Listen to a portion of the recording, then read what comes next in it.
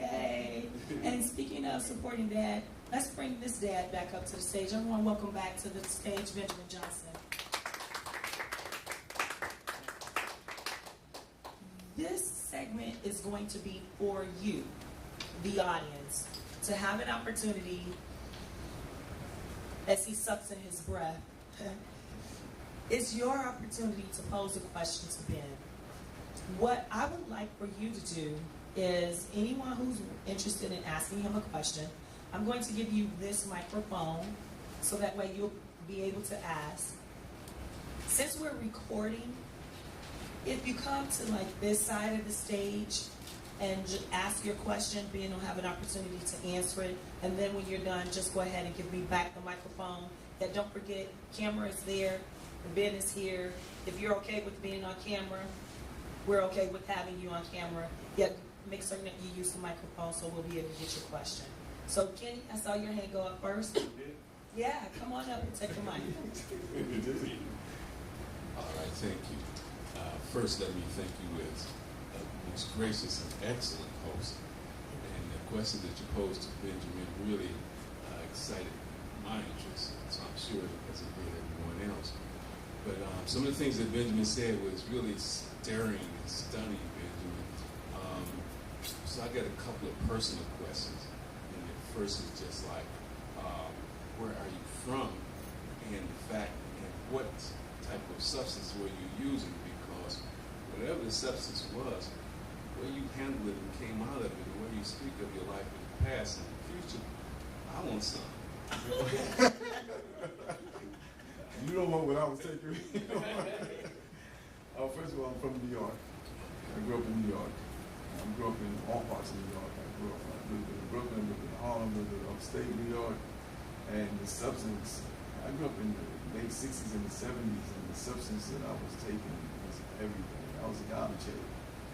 So I shot my first bag of dope when I was 13 years old. A friend of mine stuck a needle in my arm for $2.50. From that point on, I went through, I stopped using at the age of 88. So from then into 88, I used everything that was hip that came through the market. So LSD, marijuana, downers, uppers, heroin, cocaine, alcohol, cheap wine, vodka, the whole 9 yards, Tiger Rose, Wild Rose, Thunderbird, all that crap. Yeah, so I did everything I could possibly do to get out of myself and to be hip and to hang out. And so I went through the whole shebang, which was good in a way that I did it in such an extensive way, because when it was time for me to go into recovery, there was nothing left for me to do in the drug world.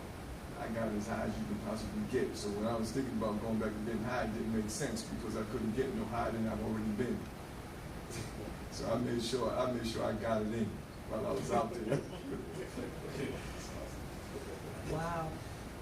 Kenny, are you still looking to have some of what he had? No, I you like to have this ability to break through like that, and then to, how shall I say, make such a exhibition of self-reliance and self-esteem. Those things are really impressive. There's that S word again, man. Self-esteem. Yet Kenny tossed in the self-reliance, and I really appreciate what Kenny picked up on regarding what you went through, how you were able to come out of it, and with you going through the details that you did. Again, that's what Up All Night is about.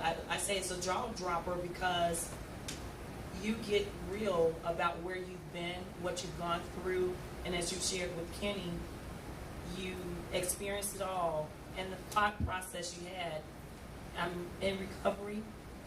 I might be thinking about going back out there, but why?